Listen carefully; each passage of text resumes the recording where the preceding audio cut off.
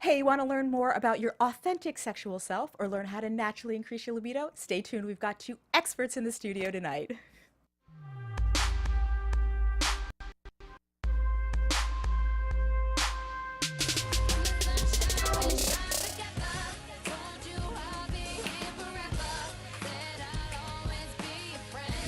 Hey, welcome everyone. It is Dating, Mating, Communicating. This is Constance Dunn, and I am so excited about the show tonight. That is because we have two experts in the house, and we are going to talk about an area that can be very mystifying and confusing no matter your age, and that is sex, specifically your sexual self. And tonight joining us is a very well-known certified sex therapist. Her name is Kimberly Resnick Anderson. I always think of you as KRA. That's right. That's how I sign all my emails. Who has such a wealth of information, and I'm going to have to be careful not to ask you too many questions because I know you have so much expertise. We are also joined by Jacquie Robertson, who is also a holistic nutritionist, and she is going to enlighten us about the whole link between nutrition, what we eat every day, our choices we make, and how that might be impacting our libido, our sex drive, and ladies, our hormones. So let's get it on. Okay, Kimberly, I have to start with you. Yes. You are, your website, KimberlyResnickAnderson.com, is a wealth of expertise. And one of the things, I just stopped in, and of course I stayed there for like 2 hours, and I learned so much. But one of the lines that came out that struck me was female sexual desire is extraordinarily complex. Yes. You are someone who's been doing this for 25 years. That's correct. All right, so as a woman, it is very complex. You winnow things down into three categories, and I think that's a great place to start. Tell me about this. Sure. So desire is the first phase of sexual response, and the phases of sexual response are desire, arousal, orgasm, and satisfaction. Okay. We used to believe that you had to jump on in the beginning and then in a linear way just go right across. But now there's new approaches and theories about female sexual response that is circular instead of linear. Wow. Which means you can hop on at any point on the circle. You don't have to start with desire, which is just a different way of thinking about it. Right. But desire is the most fragile phase of sexual response, especially for women. Mm-hmm. And there are a number of reasons for that. One is because men have 10 times more testosterone than women do at all stages of life. So men have that hormonal biologic push that keeps them ready to go 24/7. Okay. Okay, so on my website, I break desire down into three separate subcomponents. Mm-hmm. There's a biologic component, a social component, and a psychological component. The biologic component represents the energy in your body that you feel, the horniness, the libido, the drive, the primal animalistic energy, right? It's hardwired and has nothing to do with the quality of your relationship. It is just like an animal instinct, okay? Then there's a social component of desire, and this represents things like culture, media, religion, family, peers, all the inputs we get from all the different key institutions and stakeholders in our life. Right. And this is where some people get tripped up because, for example, let's say you're a 16-year-old Catholic boy. Your hormones are raging. You're getting spontaneous erections, in the middle of geometry class, right? But Sister Mary Susan tells you if you masturbate, you're going to go to hell for all eternity, or go blind, or grow hair on your palms, or any number of good things that we've all heard. And so what is that boy to do? Does he give in to his sexual desires and then feel guilty and ashamed and afraid? Or does he try to deny those sexual feelings, and he's grumpy and irritable and preoccupied and distracted because he has no outlet? Right. So you could see right just there's a setup there for conflict. Mm-hmm. And then we add the third component, which is the psychological component. And this has to do with the non-sexual quality of your relationship. So do you like your partner? Do you find them attractive? Do you trust them? Do you feel comfortable with your own body? Are you sick, tired, pregnant? Have a chronic illness, taking medication. So things like stress and anxiety and all of these things can interfere with your libido. So as we age, these three competing facets of desire trump each other. So when we're 16, it's maybe we're going to have more difficulty in that social component, right? Because of those messages from society, and good girls do this and bad girls do this, and good boys do this and bad boys do this. As we age, then we have more biologic problems, right? Because we have hormone changes and aging process and all sorts of other things. Right. Then psychologically, depending upon what stage of life you are, you're going to have either more or less stress. Yeah. And your relationship is going to be healthier or less healthy, depending on who you're with, at what stage of your life. And so all of these things, each in and of themselves, are quite complex. When you juxtapose them all together, and you have to kind of negotiate these three competing forces at any stage of your life, it gets pretty complicated. But I think just breaking it down like you have, just at least as a individual saying, okay, let me think about these three areas. And Jacquie Robertson, I know that you are a wealth of information, and I love the work. I just have to mention, I love the passion. Like, looking at your social media, you are all in. Like, this is your life. You want to help people feel better and look good and perform good. And you're both very, very devoted to making people's lives better, and I have to give you a lot of accolades for that. I already appreciating it. I'm just like noticing some of the things. Like, I've learned quite a bit from you guys, but you're very focused kind of on the biological aspect. And so hormones, what if you are a person that, let's just say, like a teenager, and people are talking about, oh my God, my hormones are going crazy, but you don't naturally feel this urge to jump on every Bob, Sue, and Dave.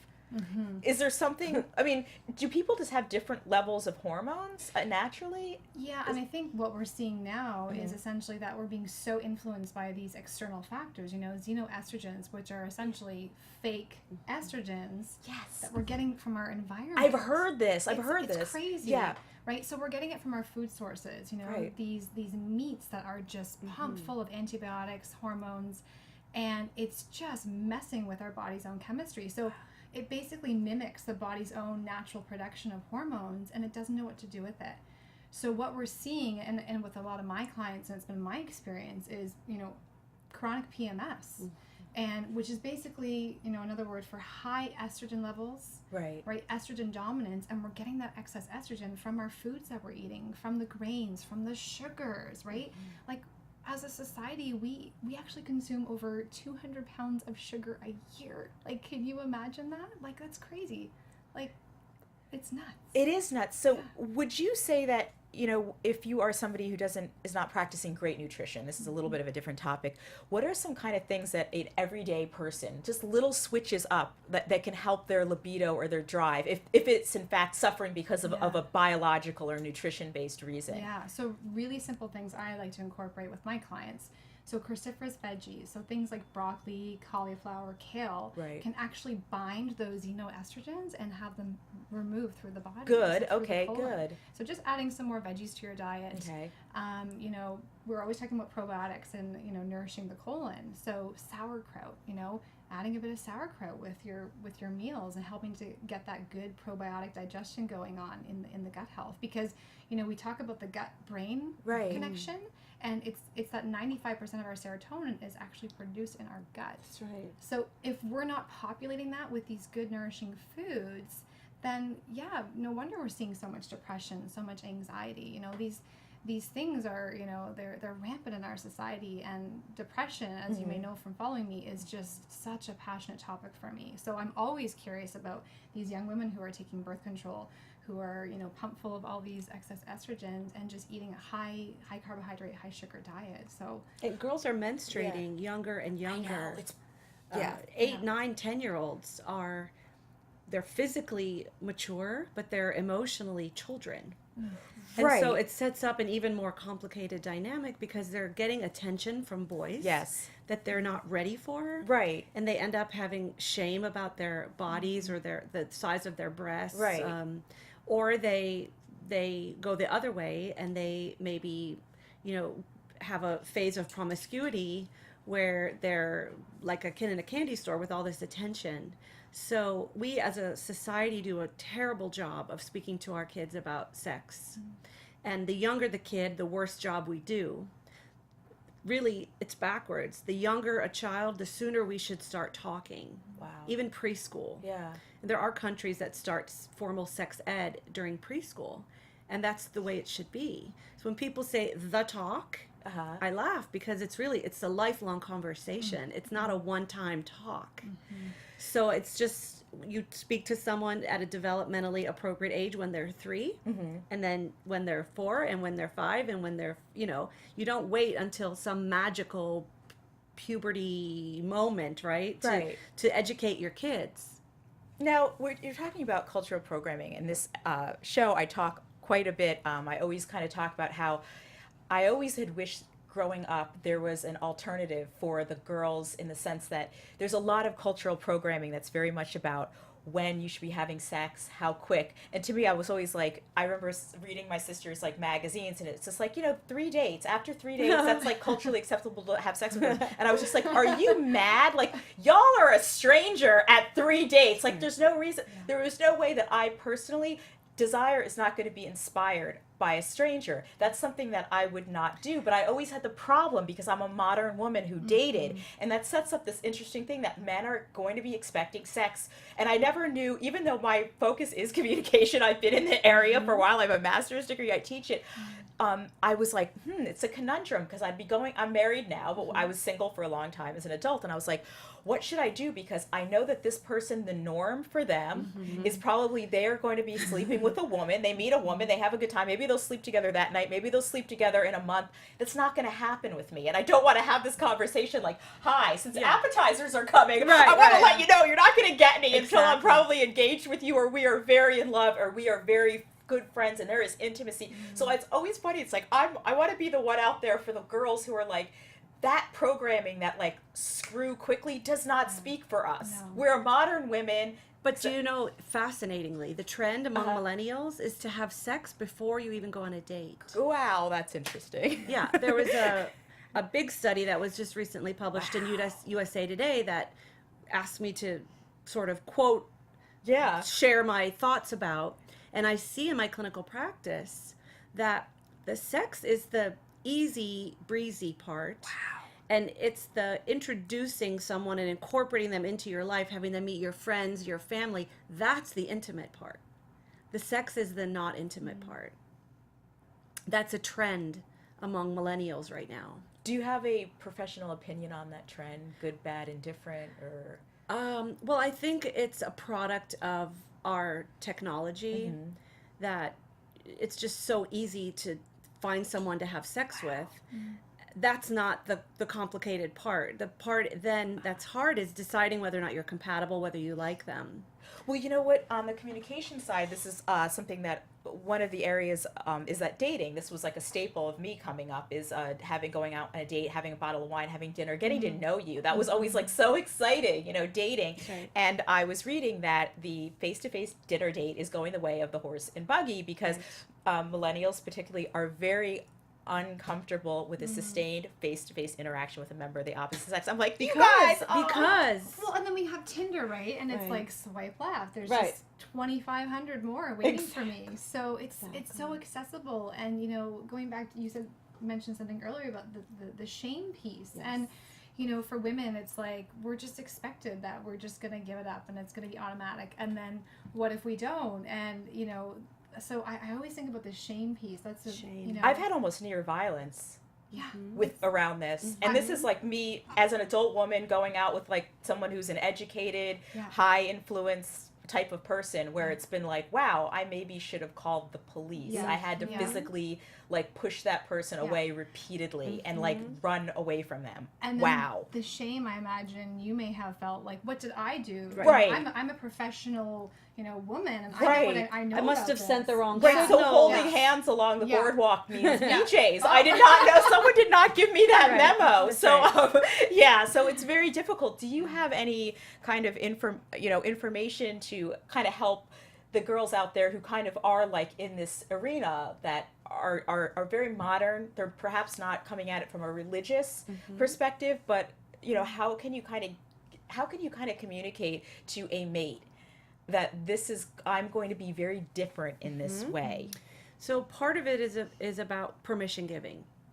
So the pendulum swings, right, from one extreme to the other. We had, the 50s, and then we had the 60s, and we had the 70s, and we had the 80s, we had the 90s, right? So culture, in a lot of my work, I weave in culture and these messages and societal expectations and mixed signals, because we're saying sex is good, sex is bad, sex is hot, sex is dirty, sex is wrong, sex is right. And it's like we're bombarded with all these competing messages. So which message do you buy into? And can you be sure it's the right one? And because we're such a sex negative society overall, there's not really a lot of opportunity for young people to explore these things.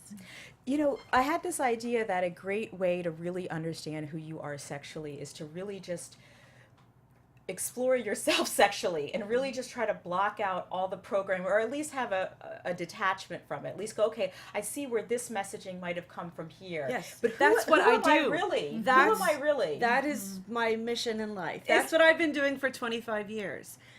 I facilitate someone's sharing of their sexual story. Wow. So what were the things that influenced you positively and negatively? What shaped your notions about sexuality, your masculinity, your femininity? Where did things get stuck, right, in your development? What are the things that you're still trying to recover from? And I developed a clinical model of my own. It's called the Comfort-Inducing Sexuality Dialogue. Wow. And you can read about it on my website on your next visit. Right. And it really is a protocol to address exactly what you're talking about. Okay, that's great. What is your erotic script? Yours. What is your intrinsic sexual story? What turns you on? What's your sexual map? When left to your own imagination, what are the themes that turn you on, right? And a lot of women will say, well, I don't have fantasies. Fantasies are for men. Like, I don't have fantasies. But women do. I got some fantasies. So part of it is just giving them permission to acknowledge that they have sexual thoughts and feelings. And women will come in and say, I have zero sex drive. And then I talk to them and I found out they have sexual dreams. And they notice they have sexual energy, and they occasionally masturbate. So I say, you have sexual desire. It's just not translating to your partner. Wow. Right? So I help try to tease them out, like the nuances, right? And is this lifelong or acquired? Is this global versus situational? Is this biological versus psychogenic or psychological? There are a few simple questions that can shed tremendous light on someone's sexual situation. That's awesome, and I want to get back to that. Jacquie, there's something about us hormones. And again, I was just talking to you before the show, but I am just learning now that as women, because of our menstrual cycle, because we have something happening every week of the month, that can really drive a lot of our behaviors. How can we get better in touch with hormonally what is happening to me this week? What is happening next week? Yeah, so one of the things I always do, and I've had it for years, is a period tracker. So an app on my phone, and I mean, I'm like obsessively tracking. I'm like, okay, I'm on day 5. I know what that means. Oh, I'm feeling a little bit more frisky. So what happens is in our hormonal cycle, we produce more estrogen in the first half of our cycle, from day 1 to 14. We peak around ovulation. 14. And day 1 being the first day you bleed. Exactly. Day 14 being when we ovulate. Okay. And then estrogen declines and we start to see progesterone go up. Okay. But what we're seeing, because of this estrogen dominance coming from all these xenoestrogens, from the foods that we're eating, the water we're drinking, the plastics, is that progesterone is going down. So that progesterone is that hormone that makes us feel calm, makes us feel good. And a lot of us are having really low progesterone, which was my case, and high estrogen. So through diet and nutrition, and I actually tracked this with my lab work over a 6-month period, I saw my estrogen decrease by almost 50% just from supplementation and food alone, which is incredible. Now, I know you've worked with clinics to formulate supplements. Absolutely. I'm just curious, is there a line that you're particularly fond of when a woman is looking at just like regular supplements, whether it's just vitamins or you just want to boost your nutritional state a little bit? Yeah, clients are always looking for affordability and quality. So Natural Factors is a brand I quite often go to. One supplement I've been playing around with the last 6 months that has literally changed my life is the pure therapeutic ketones. And so I've talked a little bit in my videos about ketosis. Right. So basically, in a nutshell, your body has two forms of burning energy. It can burn from sugar, glucose, or fat, ketones. Okay. And it actually, the body, the brain, the liver, the heart actually prefers to burn from the ketones. So most of us are sugar burners because we're having, way too much sugar. Because we have a lot of sugar. Okay. Yeah, high carbohydrates. We're going for the cookies, the chips, the coffee. But if we start eating a higher fat diet, we can actually start to produce these ketones. Higher fat. Okay. Yeah. What are good fats? Sorry? What are some good fats? Yeah, so really fats? easy basic go-tos: coconut oil, Okay. avocado, grass-fed butter, ghee, olives, really everyday simple stuff that you can, like, I go through two avocados a day easily. I eat them on my own with some sea salt. That's good. Yeah. I mean, if we think about our hormones, including our sex hormones, they're all made of fat, cholesterol. So most of us, right, we've been taught that fat is bad. It's going to make us fat. Right. It increases our risk for heart attacks. And we're having a low-fat diet, and the hormones are just going down the tube. So one of the things I noticed when I started doing a high-fat, low-carb diet and getting on the ketones was my sex drive went up significantly. Okay, so high-fat, low carbs. It was incredible because my sex drive had been gone for about 2 years after going through an extensive period of stress. I went through a divorce. Wow. And there was just nothing left to me, and I thought I could care less if I ever had sex ever again.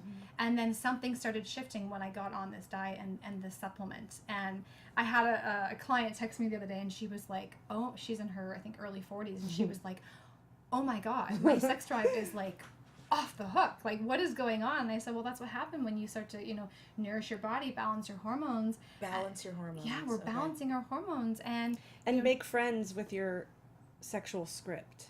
Yes, the script. I want to get to the script. Because I think we need to marry absolutely what you're doing and what I'm doing. Right. Because me alone can't do it all, and you alone can't do it all. But with this disciplinary approach, integrative, holistic, because I can help someone. I could reframe till the cows come home. I could do psycho ed. I can explain. I can, process the shame and blah blah blah. Love your body, blah blah blah. But if their hormones are out of whack, or they have a testosterone deficiency, it's only going to go so far. Wow. And same with you. You could get them on track hormonally, but if they hate their husband, they're not going to want to have sex. Yeah. And you talked about that. And I do want to just get, because we do have some people in the chat. Of course, J.R. Schott, thank you so much for joining. And it's okay. He called me Candace, which is fine, because people do it all the time. And of course, we have Jimmy V. We also have the millennials want to know, when is the best time of the month to get freaky? Is there a way to find out? And this is a guy. So is there, for men, do men have cycles? Is it a certain time of the month? I think he was saying, Jimmy V, if you're talking about connecting with your ladies, the closer she is to ovulation, the hornier she'll be, correct? Correct. So if you have an idea and the more fun in bed she'll be. And the more fun in bed, and that's because there is an evolutionary urge for us to procreate, communicate. Yes, girl. That's right. And women are unwittingly dressing more provocatively when they're fertile. They value different traits in men. Wow. When women are ovulating, they value promiscuity. In the man. Because they're looking for a short dominance and aggression. Wow. Because these men are more genetically fit. Because they have more masculine features. Able to procreate. Yes. Able to get them pregnant subconsciously. Exactly. And when women are not ovulating, they tend to value kind of the nicer guy, the more loyal guy who's going to stick around and help them raise Junior. Like cocoa. Get some cocoa in a big warm fluffy blanket. There's a name for it. It's called the ovulatory shift hypothesis. Okay. Or ovulation theory. Okay. That choices are being made about who we want to sleep with.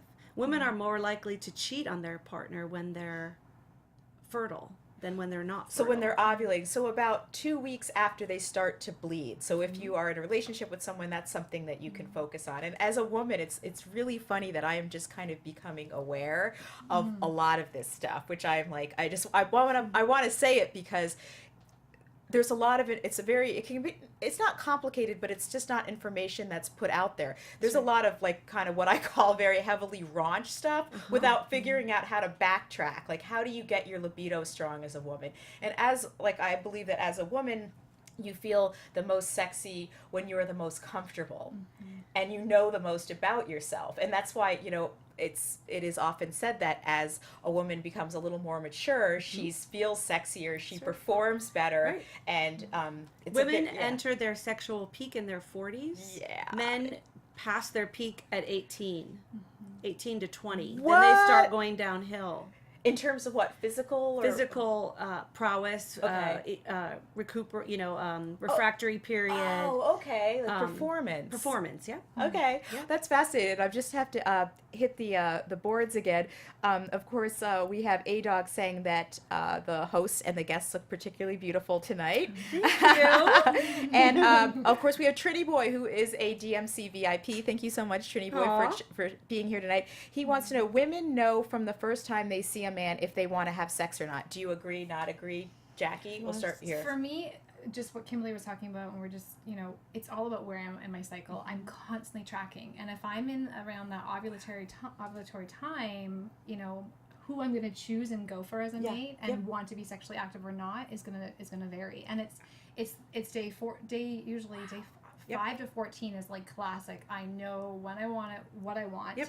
And second half my cycle, I'm more withdrawn, introverted, and I really could, kind of come down to caring less so much. That's right. So the bad boy syndrome. So you deconstruct, and but as a woman, knowing this about yourself can make you less likely to make stupid mistakes. Absolutely. Okay. 1,000%. And it's important, and I assume you, and I also educate women. So you're under the influence of these chemicals. Right. At this It's a time, chemical. right? It's drugs. So you're intoxicated with neurochemicals, and when someone meets and they fall in love, and they have that dopamine rushing, and it's called a limerence stage. It has a name, and there are associated symptoms.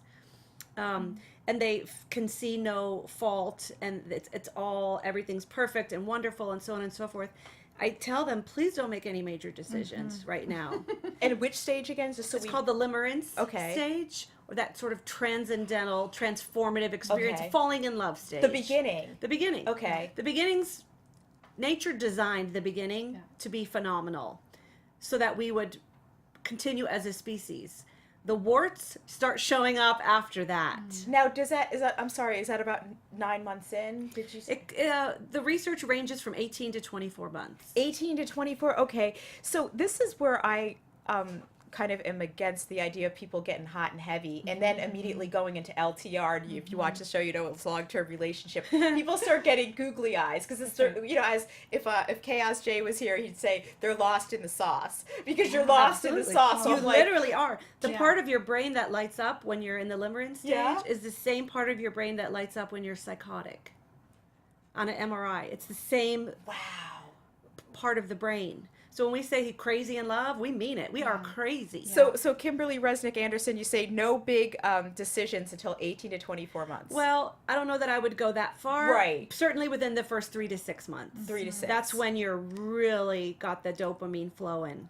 Yeah. And you can see no faults, and you have rose-colored glasses, and your family, your friends could tell you, like, this guy's trouble, and you're like, I love trouble. It's it. Everything about him is just oh my God, isn't it fantastic? Wow, he just puked on the sidewalk. Yeah. Isn't that beautiful? He's so special. Who would do that? He's so spontaneous. Yeah, he's so adorable. And then 5 years later, it's like, And that doesn't mean you can't have a satisfying relationship or even a sexual relationship, but you cannot be certain. Especially if my rule, I have 3 sons. I tell them they are not allowed to marry until they're at least 26. Right. Because they're not they're not the men that they're going to be. Because our brains don't stop growing until we're 26. Okay, thank you. It's the 20s. It's age 26. So our frontal cortex hasn't fully developed until after 25. So I said, if you at 26 bring someone home and say, Mom, I want to marry her or him, whatever goes in our house, you have my blessing. Bring someone home at 20? No. I mean, not that I could literally stop them or legally stop them, but in terms of my trust in their capacity to make a good choice. Wow. Jacquie, do you have any tips or just, quick and easy tips for men on how things that they could integrate into their everyday diet to help them with performance, help them last longer, help them go more quickly after recovery? Yeah, again, I'm always going back to those healthy, nourishing fats. Okay. So just basic things like those avocados, grass-fed butter, Okay. ghee, any kind of antioxidants. So berries, blueberries, raspberries are going to give us some nice energy. Any of those kind of things. And don't smoke. Smoking is Yeah. the enemy of the penis. And that includes marijuana, is that right? Or Well, I'm just speaking of cigarettes, Okay. like nicotine cigarettes, but drinking, smoking, being obese, Okay. high blood pressure, all of these things, high cholesterol, they do wreak havoc on your sexual response. So there's putting good foods into your body, but there's also having a healthy lifestyle. And is there any, supplementation? Because I'm always thinking of, and we have a guy party in the chat tonight. All Like right. Trinity Boy Bring it mentioned, on, man. it's a girl party in the studio and a man party in the chat. And thank you, That's so funny. Jimmy V, my wonderful host. And you probably were looking at me when the show started, wondering what I did with Jimmy V. Well, he and Chaos J are having the night off, but they will be back. We'll all be back next week. Keto Collective mentions all your sex hormones are made from cholesterol. So the high-fat, low-carb diet is the ultimate tool for fueling a long and amazing sex life. Yeah. High-fat, low-carb diet. Okay, so I'm thinking we're here in Los Angeles, and I'm thinking if I'm a normal guy running around, maybe I hit some fast food sometimes. Yeah. I go to the gym because I want to look good. I live alone. My mom's not cooking for me. I'm not necessarily hitting farmer's market. Yeah. How can I have a negotiation that I live my life, but I integrate what you're doing? So maybe if I do that, can I get the results? If I just put a couple things like Absolutely. Really? I'm all about quick and easy. So Okay. I tend to no more than 15 minutes max when I'm cooking my meals. Like I'm in and out. I'm busy. I've got Okay. things to do, right? And so a really quick and fast meal that is my favorite go-to is a big bed of salad greens with Okay. some apple cider vinegar to help with the digestion, move out those xenoestrogens, top with maybe some olive oil or some avocado oil. Okay. And then I'll do some kind of quick, healthy grass-fed meat. So maybe that's beef. Grass-fed. I'm always going for the fattier choices for chicken, for pork chops, right? Again, because we're going for that high fat, right? Okay, interesting. So sometimes I'll do up a batch of meat in advance, and then I'll have it for a few days, and I'll just toss it in my little thing and go. In and out, like it sounds crazy, right? But this is great for our audience. It's great. Let's be real, Yeah. right? We're on the go, and we gotta grab some fast food. I think it's called protein style, and they do it in the lettuce wrap. Fabulous. Drop the bun, drop the carbs, and opt for that instead of your traditional hamburger. This is great, and just forget the soda, get a water, right? Exactly. Okay. And if you're on the run, you're on the go, you're driving, stop at the grocery store. You can stop at like the prepared deli section, grab some kind of cooked veggie, a piece of meat. Like I'm all about protein veggies. I mean, that's high fat, low carb. And Protein veggies, yeah, okay. and then you add in your oils, your good healthy fats. So I think it can be easy. It's just sort of making those conscious health choices. Absolutely. Yeah. And if you are a person just with hormonal balance, because this is a fascinating area, do you recommend acupuncture? You recommend seeing a specialist? Let's just say I live in like Wichita, and I'm like, it's interesting what she's saying, because I have horrible PMS, and I like don't recognize myself because my moods are up and down. Yeah. Everyone's unique and different. Exactly. So I think I've shared in some of my videos on my site that I've spent over $20,000 to $30,000 in the last 20 years trying to address this PMS, lifelong depression, anxiety. And I keep going back to the ketones, but the pure therapeutic ketones for men or for women. Okay. For me, that was a game changer in terms of helping to balance those hormones. So something as simple as that, it's something you can drink. It's really yummy. It's sweet, naturally sweetened with stevia. You can add that to your everyday, health routine. And shout out your website, and I know you do Facebook Live too. I do, yeah. Okay, what's your website? www.JacquieRobertson.com. Okay, great. Yeah. And you do Facebook Live segments as well. Yeah, and I see a lot of my clients over Skype and FaceTime actually. So. And you know what? Kimberly Resnick Anderson, KRA. I know that you're in a lot of media. You're a contributor for Women's Day, other publications. You're quoted in a lot of things. You're also you've been the on-air expert for TLC's Strange Sex series. Yes. And you've also been in very serious medical journals and taught in universities as well. Do you have any tips for people on how they can unembed or shed some of the unhealthy or inaccurate messages that we get from social messaging? That's a toughie. It's a big one, isn't it? Okay. I've been doing this 25 years, and I would like to say that in 25 years we've come a long way. Right. In certain areas we have come a long way, but in certain areas we haven't.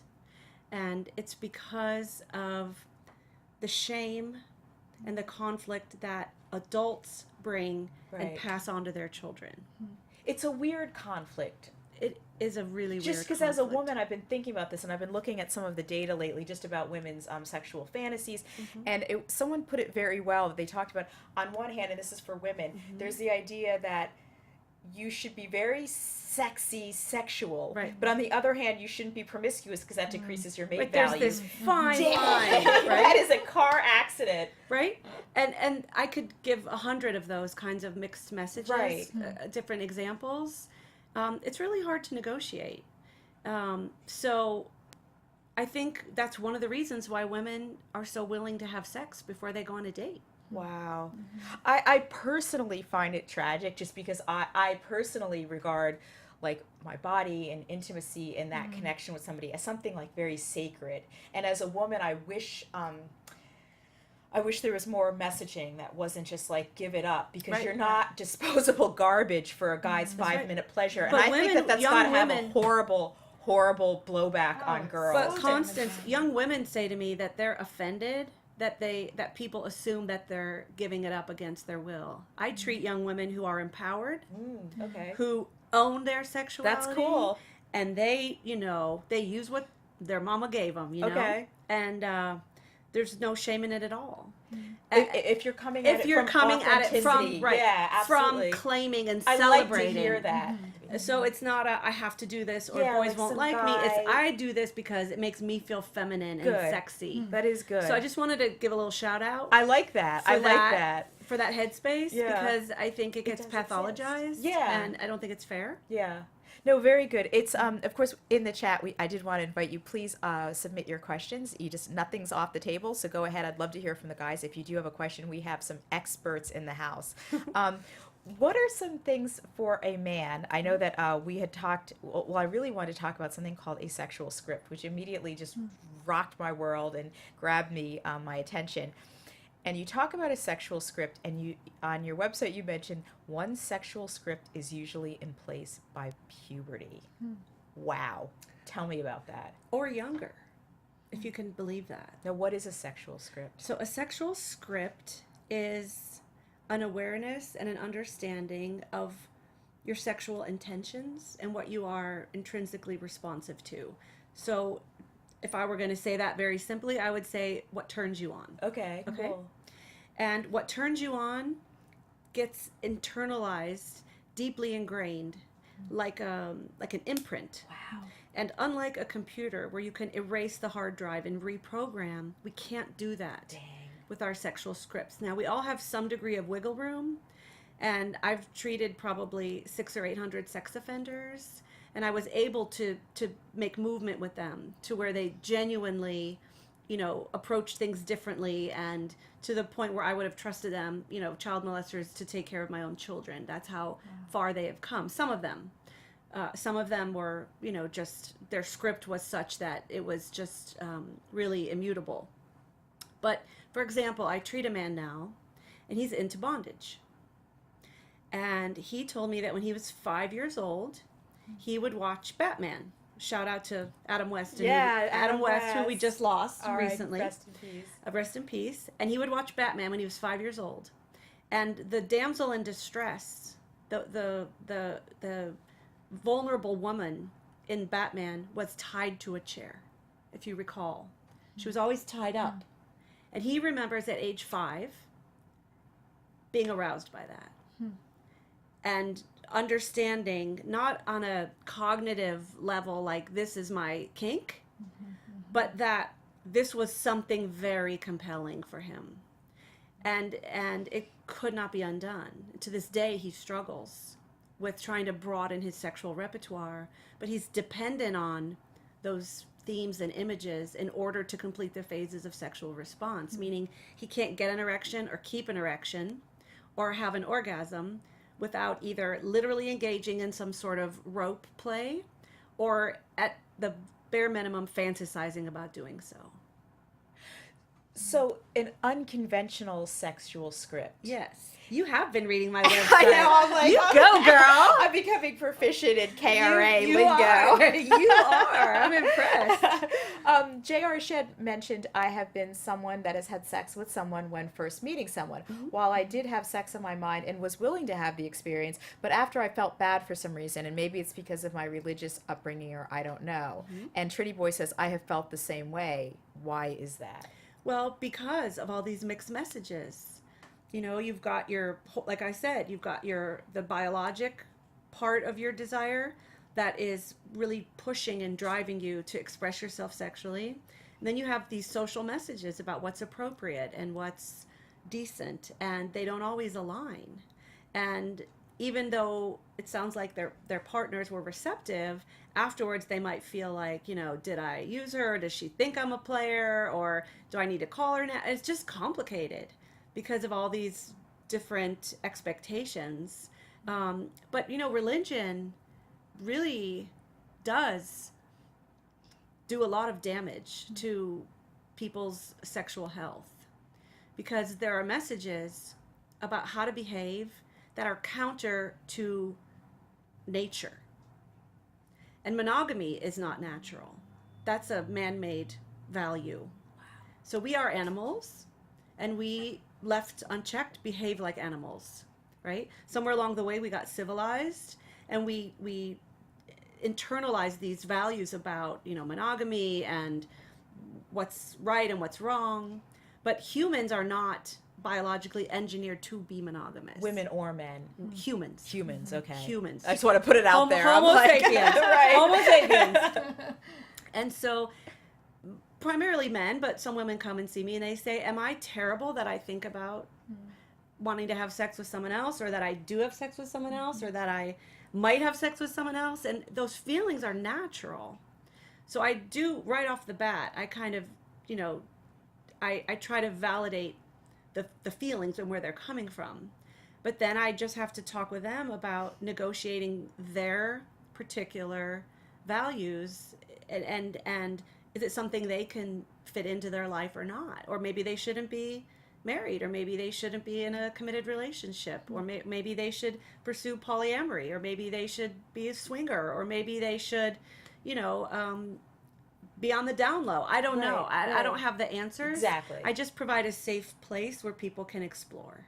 And if you had to kind of, it looks like one of the things that you have to do as an individual to kind of deconstruct your true sexual self, your authentic sexual self, what would you say if you had to pick a few pillars, places that you can start thinking about in your own life that have created those? You know, you had to just, you know, I'm thinking of where it could have come. Yeah. Mama, what? For sure. What would you say maybe? So throw I a would few out say for us. Your awareness and understanding of your parents' sexual relationship. Parents' relationship. Okay. Sexual and otherwise. Okay. I ask every patient I treat, did you ever hear or see your parents having sex? It's one of my standard questions. What do you know about their sex life? What do you know about their courting? What, you know, were they pregnant before they got married? What were the, you know, I ask these questions. Okay. So then the next major, every stage is critical on some level, but prepubescent and then the unfolding of puberty. You know, were you a late bloomer, early bloomer, average bloomer compared to your peers? Physically and emotionally. Interesting. In terms of your social understanding of the changes and the expectations. You know, were you the first boy to shave, the last girl to get your period? All these things matter so much. And I have to, if you were a late bloomer, what would that have some kind of general implication? It would be harder for a boy than a girl. Okay. Because for boys, you want to be first. Because you're the last one, you know, to to get armpit hair or, have your growth spurt, then you're much more likely to be a target of bullying. Okay. Because of the value we put around certain masculine traits. Yeah. And so for a guy to be the first one to shave, that's cool. Middle of the pack is fine. But to be the guy, who has peach fuzz in 12th grade, like one of my kids, that's tough. So how did puberty unfold? Was it a shameful experience or was it a positive experience? I ask for girls, when you got your period, who did you tell? How did they respond? One woman told me today, actually, that her mother took her out for a celebratory lunch. Wow, that's really sweet. Another woman said, welcome to the curse. Her mother told her, welcome to the curse, and positioned it as a burden and a cross to bear and, negative. There was nothing exciting or positive about it. And so these seemingly unimportant interactions or reactions to these life events really do shape. And then, I ask someone, first sexual experience, intercourse and short of intercourse. Was it humiliating? Was it embarrassing? Was it spontaneous? Was it planned? Was it exciting? Did you have an orgasm? Did you come too fast? Did someone laugh in your face? So all these things cumulatively form our sexual story. It does. And so the three that I just heard, and I just want to reiterate that. So parents' relationship, your development, if you were a late bloomer, middle of the pack, or early person. Also your first sexual experience. And I just wanted to shout out to our chat. We Trini Boy mentioned that I will say sex is important in a relationship for me, but an emotional connection is equally important. And we hear this. I hear this a lot from our male viewers. J.R. Shad seconds that. And J.R. Shad said he was a late bloomer when he first had sex. I'm sorry, I just, the chat here, he lost his virginity when he was 20. I was just very focused on school. And of course, J.R. Shad's the same age for him, so 20, which is considered more of a late bloomer, I guess. It's very cultural. Depends on what part or region of the country you live in, what country you're from. There's these rites of passage. There's a big world out there outside of the United States. And in some cultures, there are things that happen. And if they don't happen, then you're shunned. Right. And if certain things do happen, you're shunned. And pockets of cultures within a community, too, have their own values around things. So there's a lot to negotiate. There is. And I do want to just ask you, what are some ways that you could help a person have more courage sexually? Whether it is, I'm not going to be sleeping with, I want to wait. This is my choice. I want to wait till I'm engaged or married. And instead of, peer pressure, some of us think, I'm not bothered by peer pressure, but you are bothered by it. Or people just harass you or think they can harass you.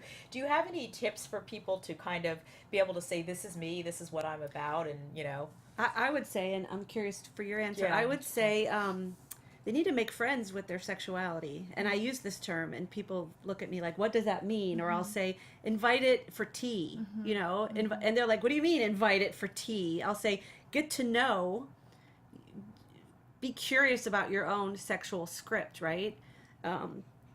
Desire, arousal, orgasm, satisfaction, orientation, gender identity, and intention. These are the 7 components of sexual identity. 7. Is this on your website? Yes, it is. Okay, great. Yeah.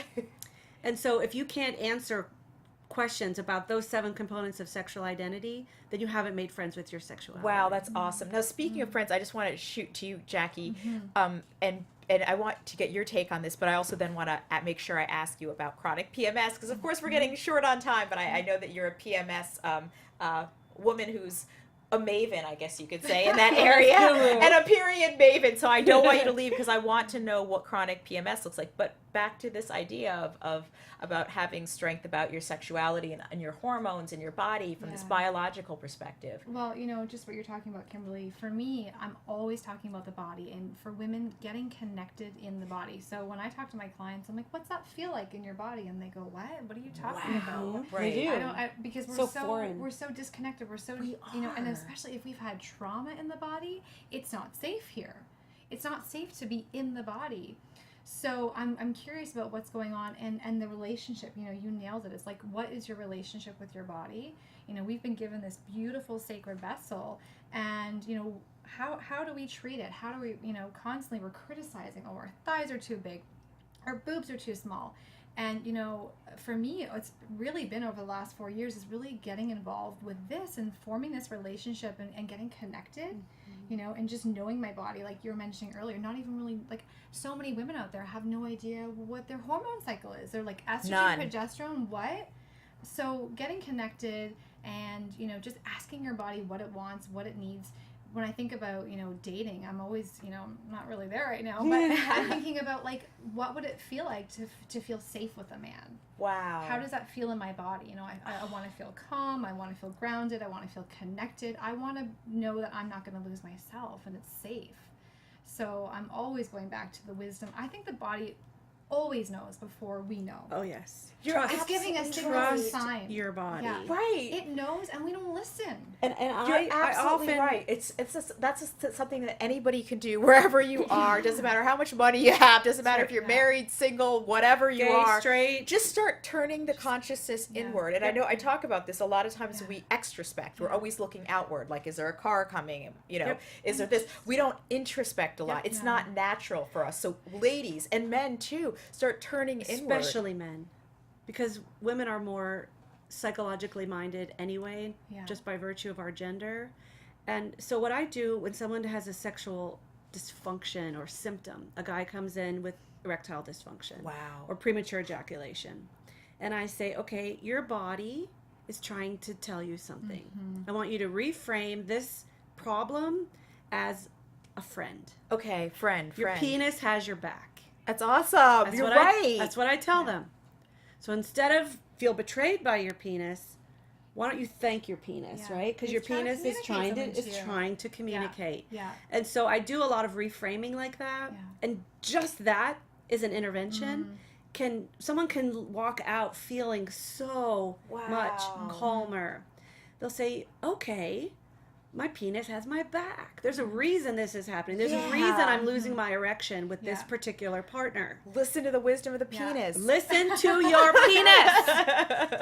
I have to do a bonus round just because we are running out of time, but I do have some people in the chat, and they are asking some specific questions. J.R. Shad talked about shame, and he said also the fact that this was one of the first times I had a sexual experience with a man since coming out as bisexual. And that was just a comment, but also Trini Boy had mentioned, I found out after we had sex that my last girlfriend was a virgin. I had no idea, and I never forced the issue with her. She wanted to go there. Can I ask the panel, does masturbation help or hurt with your sexual discovery? Great questions. There's a couple questions there. Do you want to take a stab at any of those? You know, I mean, I just think about, again, going back to forming that relationship with ourselves, and I mean, getting to know what we like and what feels good and right for us, and then being able to communicate and connect that with our partner. Okay. Yeah. I would say that masturbation is not inherently good or bad. It's natural and healthy, and it can serve as a very wonderful outlet, but it can also serve as a disconnector. And I treat a lot of men with masturbation-induced erectile dysfunction. Really? Because they get dependent on their own hand, right? They can control the pressure, the speed, the, you know, how much, how soft, how hard, so on and so forth. And that cannot be simulated inside of a vagina. Unless you have little fingers inside, right, of the vagina, and you can squeeze and release and do all these things, you're not going to be able to replicate that experience. And so sometimes men become dependent on masturbation, and they are no longer responsive to intercourse. Or oral stimulation, for that matter. Wow. And I just have to move along because I know that you probably have more information on your website, and you have videos as well. J.R. Shedd, I have a question. It might be off topic, but I want to know if there is something wrong, but when it came to me so I had oral sex with someone and I was aroused, but when it came to intercourse, I could not perform. Was it in my head thing or not? Likely. So there you go. It's a great springboard. Yes. Opportunity to know Trust yourself. your penis, Yeah, man. Trust your and body. this is an opportunity for you just to have a deeper self-understanding of Yeah. yourself. There was something about probably that situation. Yes. And I do want to get to MILF next door. What would you advise a couple who, I know that's so funny. Oh, it's dirty MILF next door, not even MILF next door. Oh, I love it. What would you advise a couple who began as a monogamous, but then one partner realized they'd like to become poly, but the other partner doesn't know that at all? And one now knows they don't want to be monogamous forever. So someone wants to be poly, someone does not want And to. this is the sort of thing that I negotiate with couples in my office all day long. So it's a negotiation. It's a negotiation. And it can be worked out, yeah? It can be worked out. Okay. It's tricky. Okay. But I would recommend that they get some professional guidance. Some professional guidance, right? And I offer free 15-minute phone consultations. That's awesome. And again, where can we find you? You can find me on my website, www.KimberlyResnickAnderson.com, or on Yes. Twitter at SexTalkKimberly. Yes. Or you can call for a free consultation. The number is 818-334-5811. That's awesome. Your website is great, and so is yours, Jacquie Robertson, because there's a lot of articles there. Wow. Kale, shout out last words of wisdom. Yeah, eat lots of fat, get some ketones in your body, and just, embrace your body. Yes. Listen to your body and its wisdom. Turn inward. That's the first step we can all do. Thank you guys so much. I really appreciate that. All of us appreciate it. Of course, we appreciate you watching DMC. Join us next Wednesday. And of course, respect your body, honor your body, and learn all you can. It's your sexual life. From executives Keven Undergaro, Dario Kristen, Tiana Hobson, and the entire BHL staff, we would like to thank you for supporting Black Hollywood Live, the first online broadcast network dedicated to African American entertainment. For questions and comments, contact us. info@blackhollywoodlive.com. Like us on Facebook, tweet us, or Instagram us at BHL Online. And I am the official voice of Black Hollywood Live, Scipio, Instagram me @KingXOBay. Thanks for tuning in. Hollywood Redefined. The views expressed here are those of the host only and do not necessarily reflect the views of BHL or its owners or principals.